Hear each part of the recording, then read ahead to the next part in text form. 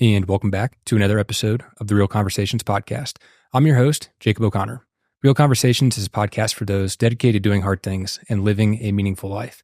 Today, I'm very fortunate to say I'm here in Colorado at Muscle Mountain with Eric Hinman. How you doing, Eric? What's up, Jacob? Doing awesome. Yeah, we were just talking about this. The last time that you and I did an in-person podcast was almost 4 years ago.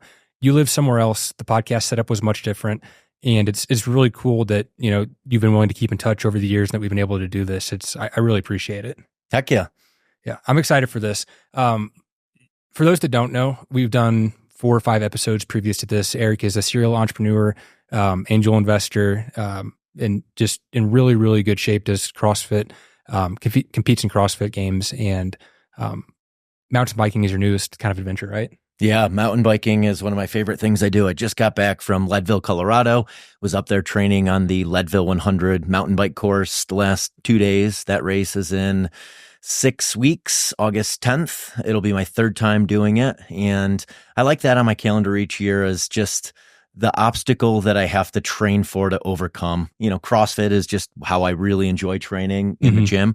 And, you know, I want to get to the CrossFit games in my age group for sure, but I'm just going to continue training the way I do, regardless of whether I get there or not. Whereas Leadville, like, I have to ramp up my mountain biking more than I would if I weren't doing that race. It's really easy just to ride, you know, 5 days a week, 60-minute rides. But for Leadville, I have to build to a 4 or 5 hour ride so that I don't just really suffer out there at 11,000 feet and doing that 100-mile ride. That elevation is absolutely brutal. Is mountain biking something where, since this is your 3rd time, it's still new enough that you're seeing really good progress and maybe not plateauing as much as maybe CrossFit with your 13 or 14 years been doing that? Yeah, I mean, both of them honestly are skill-based activities, which is why I really enjoy them, because, you know, not only can you progress in the fitness side of them, but you can progress in the skill side of them, which, you know, that will lead to improvement. I honestly, both of them, I still am gradually improving at. I've been mountain biking now for 5 years. So, you know, early in the season, I'll, you know, be like further down here. And then throughout the season, I'll ramp the fitness up. And usually I get a little bit fitter or, you know, riding faster in the same segments that I would do year after year towards the end of the year. And Leadville is that one barometer where I can really track it. You know, what was my time at Leadville? Was it faster than last year or not faster than last year? But yeah, there's definitely a skill component to it as well, especially on descending and cornering. You know, the more you ride, the more comfortable you get and the more you understand the bike and where to be on it, how to maneuver it in certain situations. With that level of elevation, like you're going up and down, like what do you think your max speed you're hitting going down? At Leadville, my max speed descending is probably in the low 40s, I would guess, on some of the segments. So Leadville is not a technical mountain bike course. A lot of the riding is on gravel roads. A lot of it is actually even on paved roads. And there's a couple really fast road descents. And then there's also a really fast forest road descent on gravel coming down from Columbine, which is the highest point of the race. So I would bet on those 2 stretches, I'm probably hitting low 40s. When I used to compete in Ironman, I did Lake Placid each year. And in Lake Placid, I got into the high 50s on that descent. And one year it was raining, and it's going from Lake Placid into Keene, and it's a really curvy road, and you're in the arrow position, just like tucked in. Yeah. And you're just like, you know, praying that you don't fall. It wouldn't be good. When you're going that fast, like every little micro movement makes a huge, huge difference with whether or not you crash. Like I can't even imagine what that experience is like. For sure. Yeah. And I mean, this is what I love so much about these sports I do is you have to be completely in the moment. And, you know, I talk a lot about why I pick the things I pick, and it's because they force you to be present. And I feel like in today's day and age, like it's so easy to have ADD and be distracted and just be inundated with notifications and jump from one thing to the next. So that's one of the things I love about mountain biking and CrossFit, like any of these skill-based activities, is the fact that you have to be in the moment. And, you know, I feel like it trains my mind to be present in other things I do. Yeah. I mean, you could care less about who's liking your Instagram photo when you're going 40 miles an hour downhill. Yeah, exactly. All I'm thinking about is, what's in front of me. I'm looking about 5 feet ahead of me. Yeah. So I do want to hit like on your earlier life and like how you're able to live your life in this manner, because you've done a really good job of living an intentional life and setting up each day so that it's your perfect day, your best day is, I think, the terminology you use. But one of the things, you run a newsletter and you put out an article a couple of days ago about you are the author of your life story. And I really liked that because there's an inherent sense of control that comes with that narrative of you are in control of your life story. Mm-hmm. And I think for a lot of people, they live in a reactive state, and there's times in your life in which that's going to be the case. I get that, but I would love for you to kind of elaborate on what did you mean by you are the author of your life story?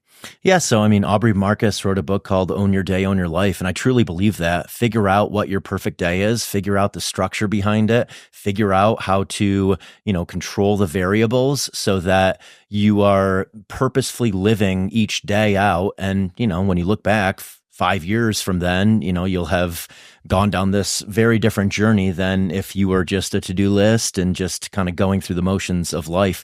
Hey guys, Jacob here.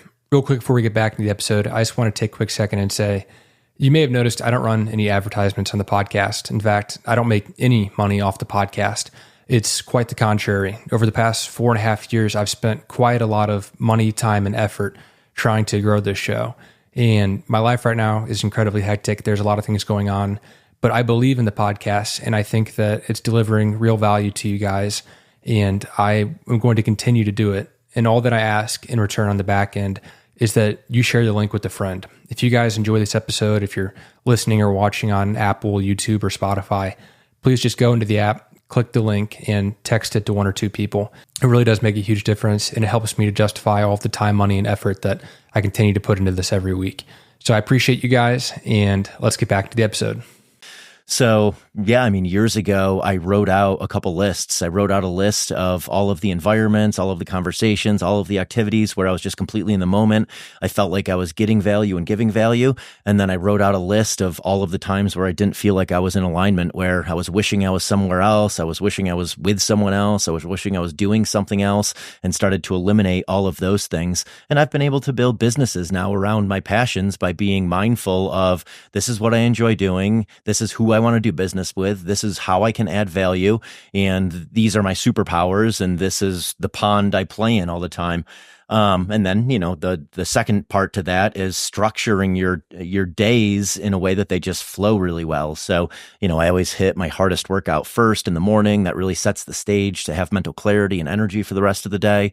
And I have these work sprints where I'll work for 2 or 3 hours, and then, I'll go off into nature and do something aerobic, and then I'll work for 2 or 3 hours. So I kind of know what my time domain is for each thing and how to order them so that it produces the best version of me and the best version of the work that I can possibly do each day.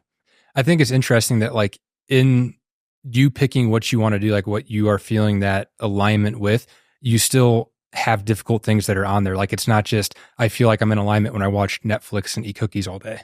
Yeah, for sure. I love discomfort. Although I have gotten kind of comfortable with my current discomfort. And what I mean by that is I don't like sleep deprivation. There's certain things that I don't like doing, but obviously I like hard workouts. I like sitting in hot saunas and jumping in cold water and doing endurance activities. But, I have almost gotten comfort with my discomforts, and I'm starting to think about that a little bit of, how can I start adding in some things that are truly uncomfortable for me in the future, instead of just continually doing the same things that, I've gotten pretty comfortable with, but would be uncomfortable for most. And, I feel like with all of those things, it helps you when something bad happens. It helps you when you get off track. It helps you when you're not in a good mood. I've figured out these things that I can do each day that can put me back in a good mental and emotional space. Yes, you can create your own little stability because you have your things you're going to do every day, and things are going to happen that are out of your control, but then you have that you can fall back on. I'm so curious though, ice baths are uncomfortable, saunas uncomfortable, your workouts are uncomfortable. Like you were saying, doing them over and over again has created a little bit of comfort in some crazy weird way. Mm-hmm. What in the back of your mind, I know you're still thinking through it, what are some of the things you're tossing around of ooh, this is a new way I might look again uncomfortable? Yeah, sleep deprivation is not something I'm comfortable with. Multi-day endurance events, not something I'm comfortable with. Honestly, competition in general, I've kind of strayed away from competition the last 10 or so years. I've gotten back into it more, but I got to a place after the Ironman years where I was just burned out from competition because I did so many half Ironmans and full Ironmans during those years. And I also don't like logistics around things. That's one of the reasons why I don't sign up for a lot of competitions anymore, is I just don't want to put myself in these stressful scenarios where I have to plan out a lot of things leading up to it, just because my days are so busy with contractual obligations and just the way I want to live my life that it feels daunting to do some of these things where it's going to require planning and travel and accommodations and showing up at a certain time and, resting before it and then recovering afterwards. Yeah, that is one thing for sure that I could see. Sleep deprivation is an interesting one because that it negatively impacts your health, but it also sometimes you just got to do the hard thing because you got to prove to yourself you can do the hard thing. And I think that's an interesting thought that you tossed out. Yeah, exactly. We're all going to be faced with times that are tough and times where we probably aren't able to get the amount of sleep that we want to, or go to bed at the time we want to, or wake up at the time that we want to. So, that's one of the things that I would like to prepare myself a little bit better for. Yeah. So a quick side blurb on sleep deprivation. Had Todd Anderson on the podcast a few times, obviously had you on. You guys are both really big on sleep and nailing your sleep. So that's been a huge focus for me for the last couple of years. And my cousin Evan, who's running the camera right now, him and I met out here last night in Colorado. I'm in Wichita, Kansas. He was out in Wyoming, I think. And we decided we're going to camp out. We didn't want to go find lodging elsewhere, so we just went and camped out. And I'm in Kansas where the coldest it's getting at night is 75, 80 right now. Mm-hmm. And so we were out camping and I just sleeping on a mat, honestly, not even camping. And I woke up in the middle of the night, absolutely freezing. I was like, what is the temperature? And I looked, it was 43 degrees. Mm-hmm. I was not packed for that at all. And I ended up sleeping in the front seat of his truck, just shivering all night. I think I slept a total of 3.5 hours, which goes against everything sleep recovery wise. But it's also kind of made for a really interesting and cool story for today, and just having to push through that, but still having the experience that comes along with it. For sure. Yeah, it's crazy how cold it gets in Colorado. I mean, we were in Leadville last night and same there. It got down into the 40s. We had all the windows open. I woke up this morning and it was freezing inside of the Airbnb we were renting. Yeah, it's pretty legit. I want to give people a framework because we keep getting new listeners, and so they might not be going back and hearing the first couple times that you were on the podcast. Kind of brag on yourself a little bit here. How good were you at Ironman and CrossFit and just all of these different physical events that you've participated in? Yeah, I'll start with, I was not good at either of them when I first started. In fact, I was a high school athlete. I played basketball, I ran cross country, and I ran track. And then in college, I got into weightlifting. But in my early, mid, and late 20s, I got pretty out of shape. So, I went from this out of shape insurance salesman who didn't know how to swim to competing at the Ironman World Championships 5 years later. And, it honestly was just daily execution. I had a coach and I had a plan and I executed every single day for 4 to 5 years until, I became a world-class Ironman triathlete. I qualified twice for the Ironman World Championships in Kona. My fastest time there was 9:36, I believe. Jeez.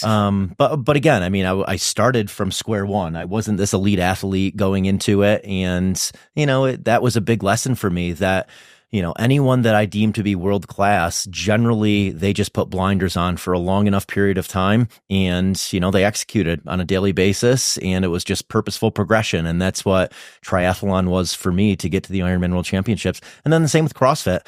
CrossFit started with hiring a personal trainer in my late 20s to get me back into aesthetically decent looking shape.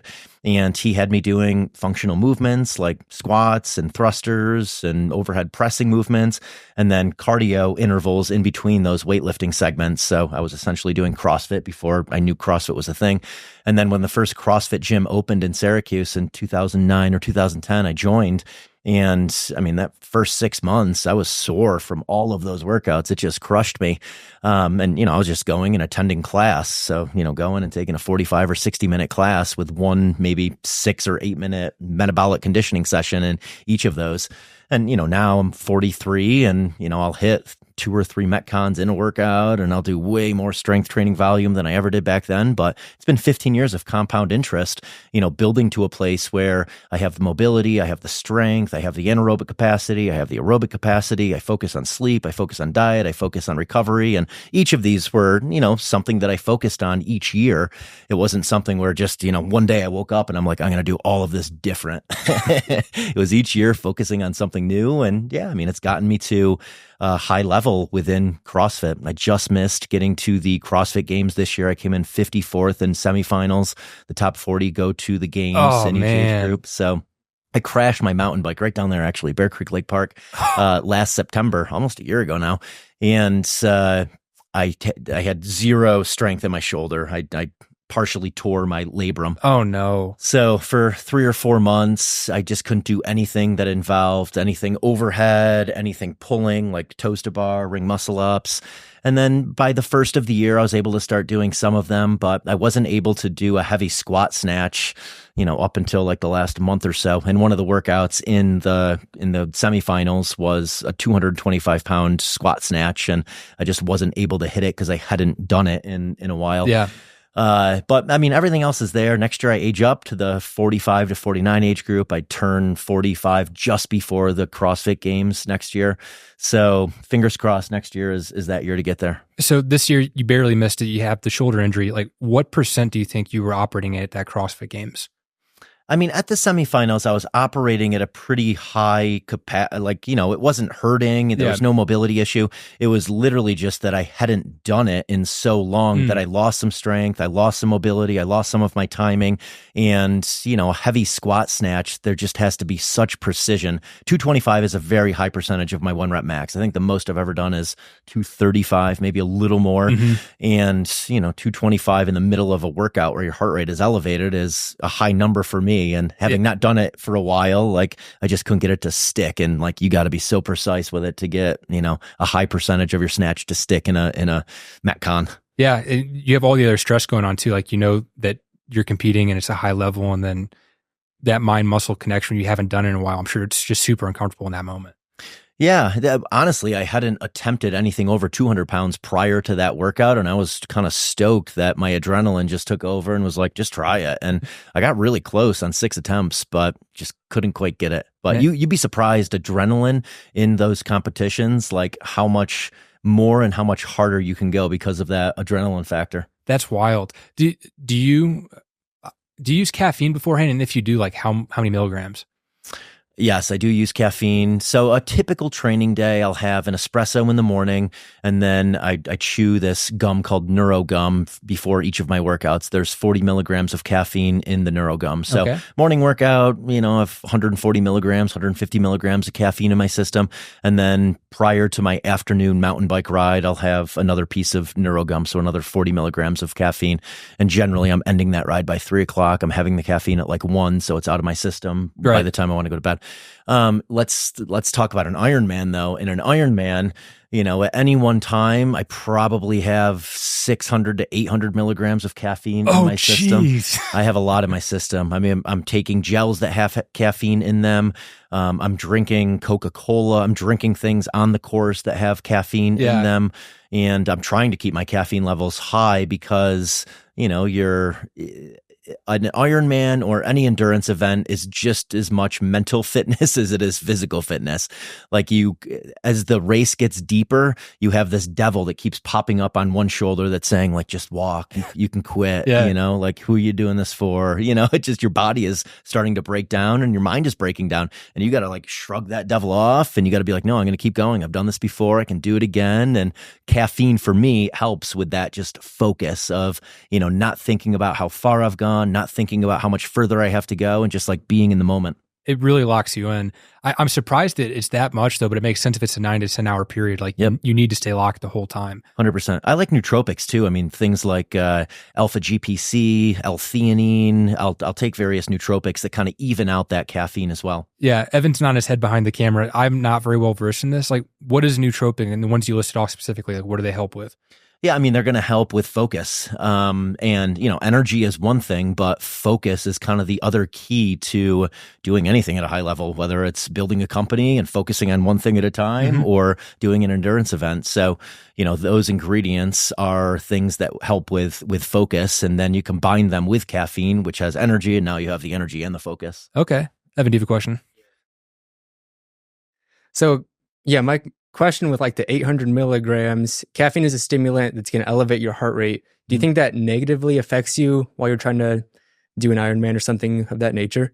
Yeah, I think it depends on the person. So heart rate is not an issue for me. I have a very low heart rate when I'm competing. For example, today, biking in Leadville, my average heart rate was 116. In an Ironman, my average heart rate was like 138 for the entire race. So heart rate's not an issue for me because I'm so aerobically fit. So for me, it's more muscular endurance and just mental fatigue of kind of breaking down throughout the race, and it just like my body hurting much more than my heart rate. There's been a lot of research coming out that I found very interesting about nicotine. Have you seen or thought much about nicotine in performance? Yeah, I've tried it. I actually was chewing Lucy nicotine gum in some of the CrossFit workouts, and I'm pretty susceptible to feeling with drugs because I don't take any drugs and haven't for years and don't drink. So I had 4 milligrams, so 2 pieces of 2 milligram Lucy gum before one of the CrossFit Open workouts.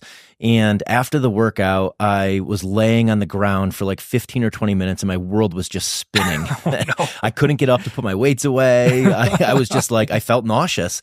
And after 20 minutes, I ended up getting up and I had to throw up in the bathroom. So I haven't chewed it since then. And every time when I was chewing it, I would get hiccups. And I'm just like, maybe my body's telling me for some reason this just isn't for me. But, with that said, it definitely helps tremendously with focus. And I think there are benefits of it. I think, I have friends who do 15, 20 milligrams a day of Zyn pouches. Yeah. So I think it depends on the person and depends how their body reacts to drugs, because it is a very powerful drug and stimulant. Yeah, I'm very curious about the long term on that. Like, I think there's been some research indicating that nicotine can actually help preserve cognition and brain function in the long term and decrease the onset of Alzheimer's. Yeah. Have you seen anything about that?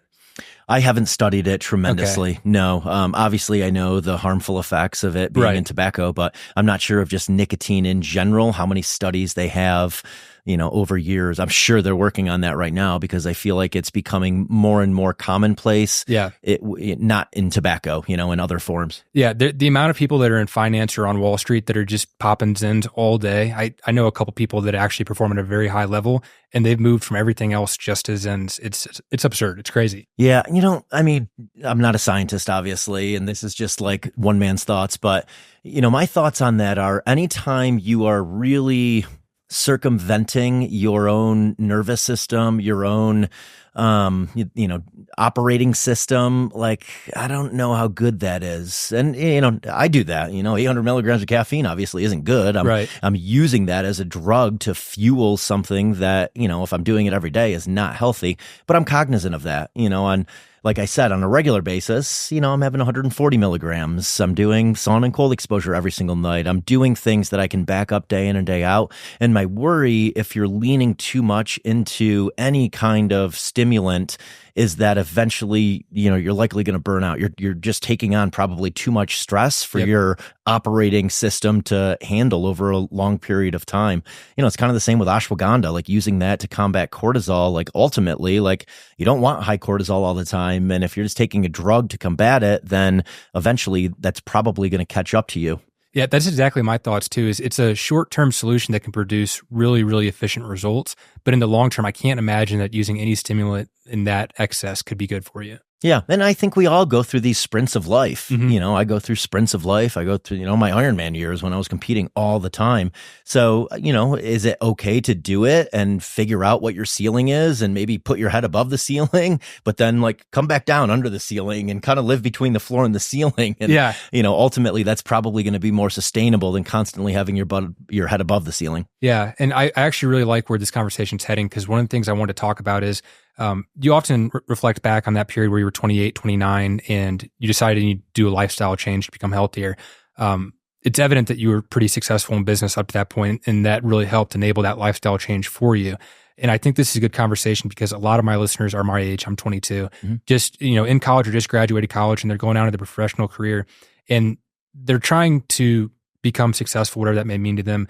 They're working a lot of hours. They're overstimulating. And instead of going to work out, a mentor, someone says, hey, come grab beers, come to this dinner. There's all these opportunities that could benefit them financially in the long term, but maybe not their health in the short term. And so when you reflect back on that period prior to being 28, 29 and making that change, Do you think that was a necessary period to be where you are now, or do you wish you could go back and make a couple of tweaks and do things differently? I mean, I think it was a necessary period, and a lot of it was just based on the environment that I was in. I was in Syracuse, New York, where, partying and late night dinners and wine and joining country clubs and membership clubs, that was just part of how you did business there. Where, in a place like Colorado, it's much more commonplace to go on a hike with someone or, to do something outdoors that's more health conscious. So, yeah, I mean, I was a product of my environment during that time period, and I don't regret any of that. I learned who I was, and I learned ultimately what allows me to thrive and what my real passions are. But, looking back, do I wish I went to another environment knowing what I know now sooner? Sure, of course. But, I think we all have our exploratory phase. And, for most people, that's in our late teens and in our 20s. And, during that time period, I was saying yes to a lot. I was collecting dots, is how I like to put it, where I was just meeting a lot of people and trying a lot of things and seeing what stuck. And, ultimately, social capital is so important. Right. And whether, if you're 22 years old, if parties are the way to meet others that are going to provide opportunities down the road, then probably do that, especially if you're in one of these environments where, the mountains aren't, calling you to be out playing in them.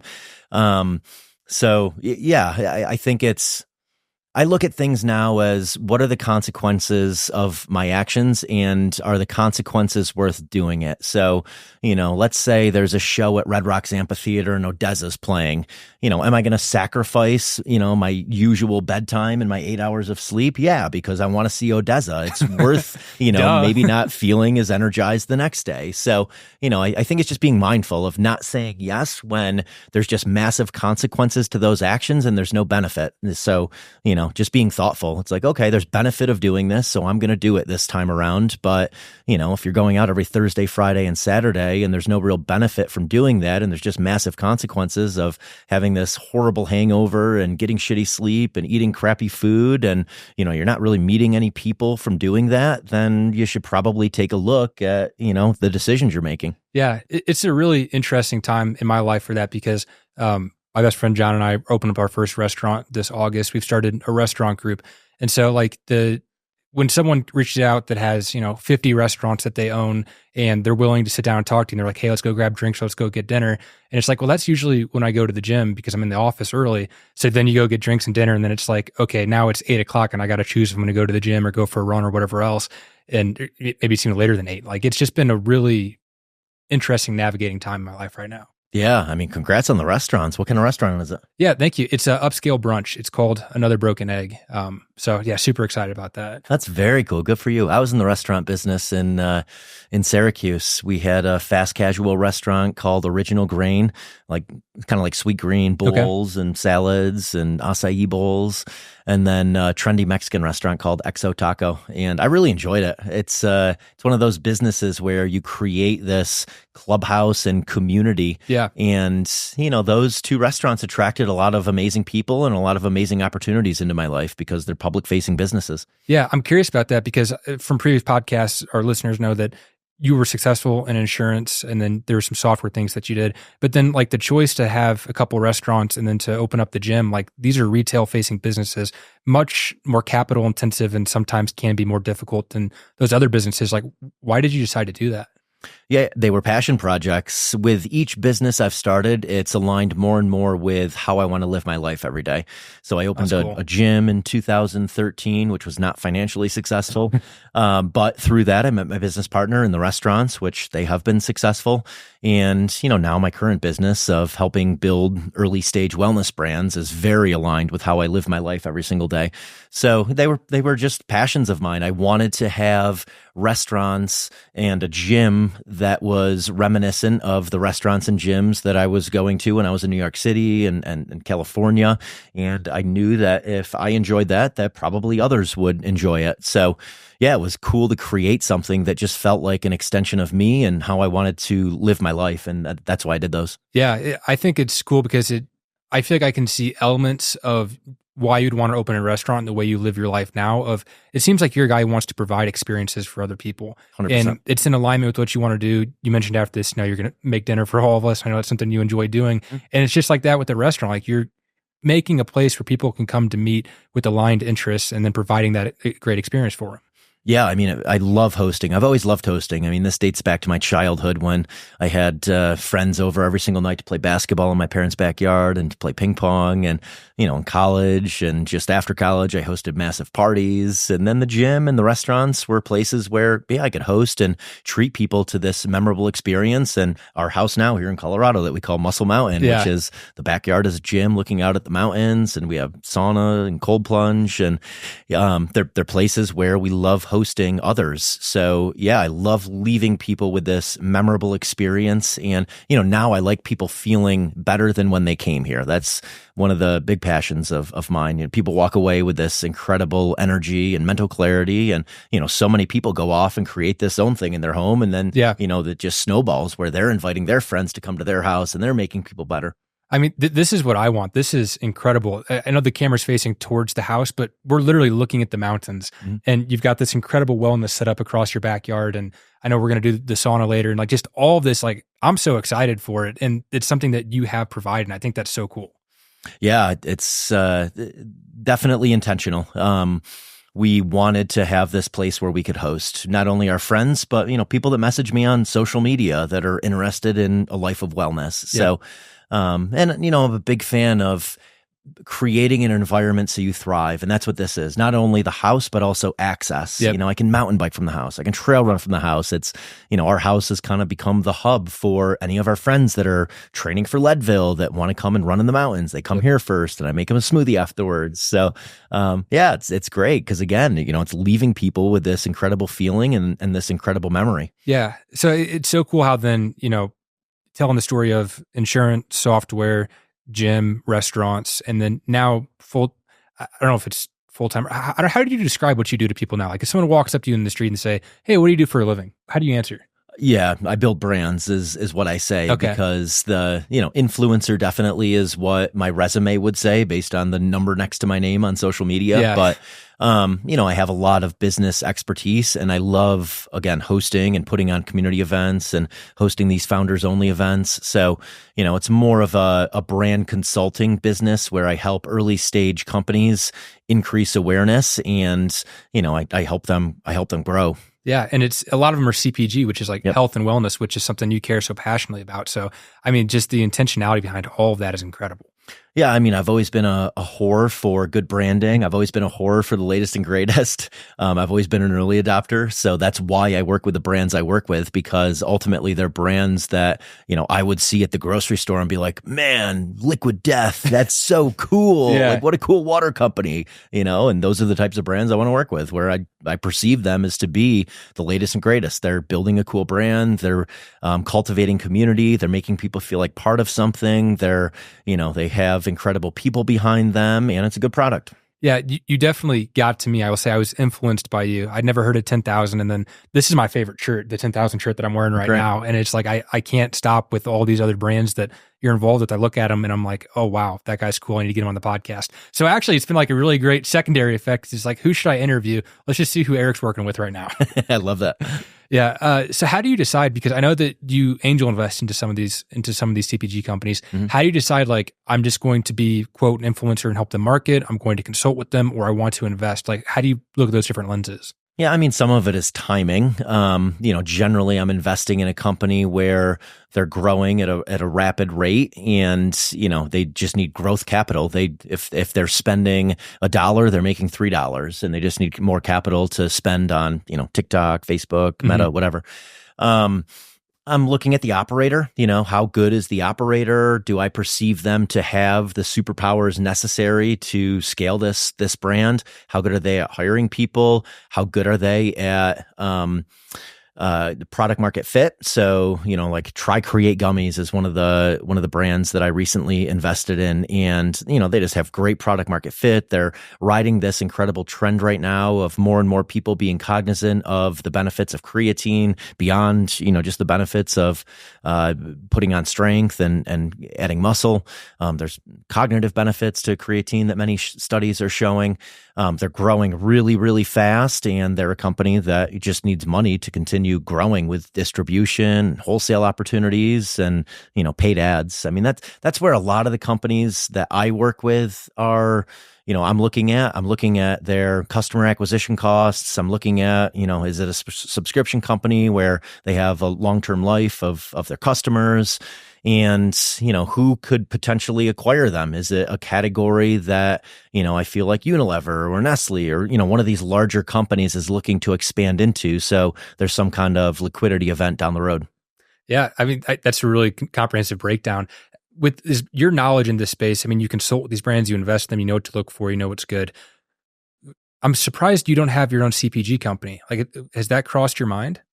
It's crossed my mind, but I honestly like the early stage of business way more than operating a business and building a business. I like the creative side of businesses. I like the marketing side of businesses. And, I've built my own businesses. I've had business partners in various endeavors. I've, helped raise capital for companies I was involved in. And, if you're involved operationally in a company, oftentimes, that's hard work. That's like training for an Ironman, trying to grow a brand.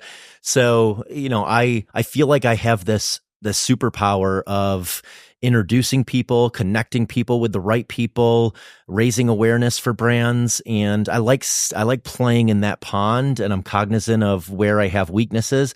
And, one of the other things is I'm not great at leading. I'm not great at managing people. And that's something that you need to be really good at if you want to grow your own company. Have I thought about it? Of course I've thought about it. But, for the time being, I really enjoy what I'm doing now. And I really enjoy the brands I'm working with. And I feel like, I'm diversified by doing it this way, where with my own company, all my eggs are in one basket for good and for bad, where, right now I'm pretty diversified and working with a number of different brands so that, if I lose one customer, then, I still have a bunch of other ones.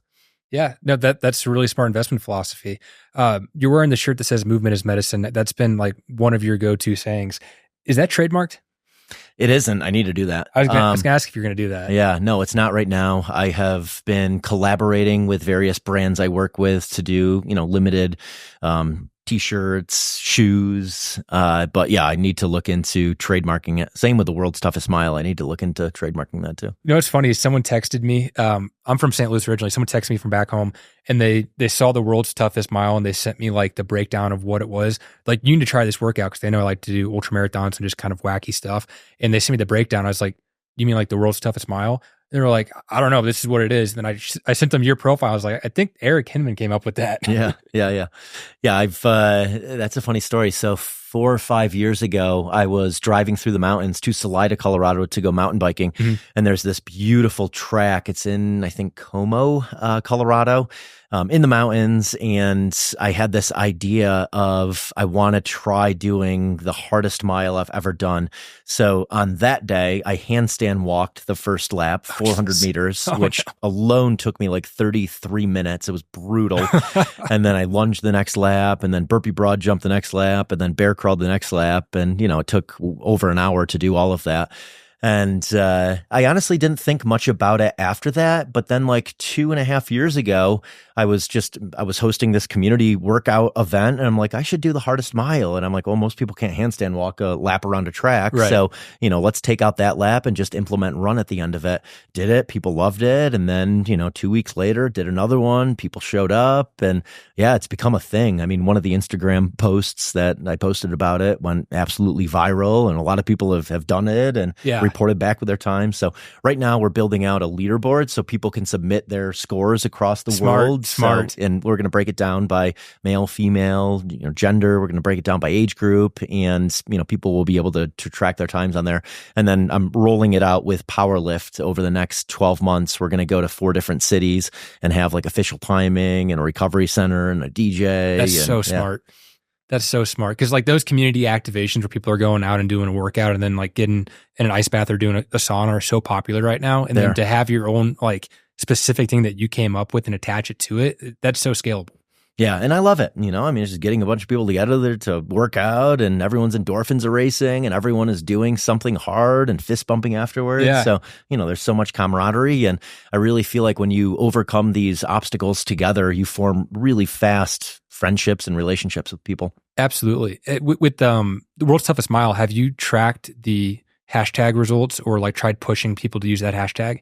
I haven't. Okay. I had Andy Frisella on from First Form, and he created something called 75 Hard. Yeah. It's gone absolutely viral, millions of hashtag uses on it, but it's really helped in his ancillary businesses. So I think that'd be something interesting to look at, like pushing that with all of your brands you work with. It's a great idea. I should definitely do that. Yeah. Okay. So back to movement is medicine. Like for the people that don't know, like how would you describe that? So when I found movement back in my late 20s, so previously to that, I always associated exercise with an aesthetic. I never really associated it with a feeling. And I associated it with team sports. I associated it with basketball and getting stronger, and everything was very, either performance based or, aesthetic based. And then with these workouts I was doing with the personal trainer where he had me spiking my heart rate, I had this incredible endorphin rush afterwards. And the rest of the day I was so energized and I had so much mental clarity and I just felt like the best version of myself. So I started associating, how I was feeling with movement and my mental clarity and my energy and my emotional well-being and stress resilience, all of that with movement. So, movement is medicine. I really like that because movement is medicine. You're actually using the word medicine. And I mean, there's a lot of times people are just like, take a pill, just, get a prescription or use different Band-Aids as your real long-term remedy. And I've never been a big fan of that. Like, I really like the sauna and the ice bath for the recovery of it, the mental clarity, but then actually viewing working out as a solution towards like as a version of medicine, as an alternative is something that I really, really enjoy. Yeah, 100%. And, so many of these things we do for a state change come with consequences, whether it's taking drugs or abusing alcohol, they come with consequences. And, if you sit in a hot sauna for long enough or you get in cold enough water, you do a hard workout, if you go for a run in the mountains, if you go for a bike ride, like there's a feeling associated with it, but there's no consequences to it. You sleep better, you normally eat better. There's all of these other positive consequences that come from it. Yeah. Okay, so as we start to kind of wrap up, Eric, I've got a couple questions for you. The first one being, like, as you look out over the next 5-10 year horizon, you've set your life up in a really interesting way where it seems like you're living every day as your best day. Like, what do you hope the next 5 to 10 years looks like? How can it grow from here?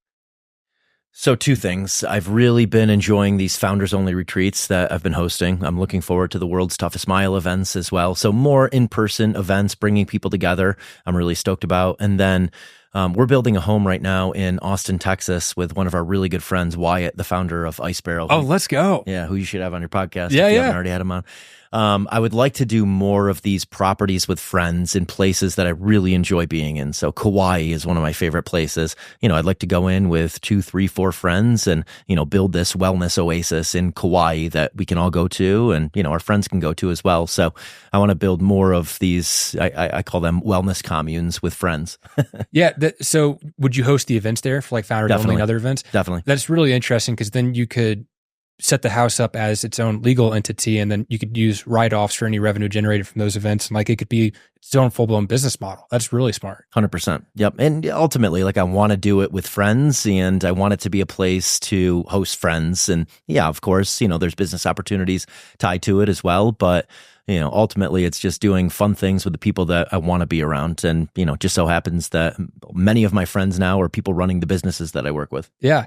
Founders Only, the name's kind of, I feel like apparent, but how would you describe what Founders Only is? Yeah, curating wellness-based retreats with founders of earlier stage companies. So people like, Wyatt at Ice Barrel, Pete from SISU Sauna, Michael Brandt from Ketone IQ, Manny and Josh from Slate. So just curating it with people who are all building, in my opinion, the next generation of wellness companies. And the beauty in bringing all of them together is the sum is greater than the parts. They are all interacting with each other. They're, talking about what's working, what's not working. They're trading contacts. And yeah, it's just so cool to see what comes from these events. And I'm just creating this environment where their endorphins are racing and they can bond with people really fast. Yeah, it's social capitalism in a very positive direction. So I think that's pretty cool. Evan, do you have any more questions? Yeah. All right. So you're a really big contrast therapy guy. Kind of a two-part question. What's the hottest sauna you've been in, and what's the longest you've been in an ice bath? Great questions.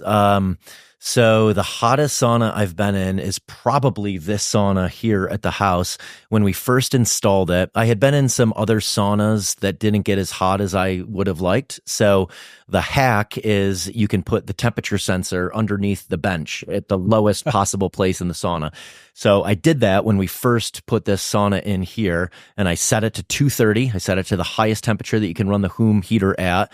And I got in and I got right back out because it must have been like 270 in the sauna because of putting the temperature sensor underneath the bench. So I have since changed that. I typically run the sauna around 200 degrees. I've been in 215, 220 degree saunas for extended periods of time, but I feel like much above 200. I like staying in for 15 or 20 minutes. And you get much above that, then it's really going to limit the amount of time that you can stay in it. And then as far as an ice bath, I've probably stayed in an ice bath for upwards of 15 minutes. But my typical routine is like 3 to 5 minutes in the ice and then go back into the sauna. I've sat in some cold streams for 10 or 15 minutes before in Colorado. Once it gets below 40 though, I've seen others do it for 20 plus minutes, but when it's in the 30s in Colorado in the wintertime, I'm only in there generally for a couple minutes and I've gotten all the benefits I could possibly need. You can settle in though, especially if the water isn't moving. You can settle in because you kind of create this thermal barrier. So the hardest part is the first 15 seconds, of just getting in and then controlling your breath and just letting your nervous system settle into it. Yeah, I was going to ask about that cold stream. There's this hilarious picture of you in the middle of winter.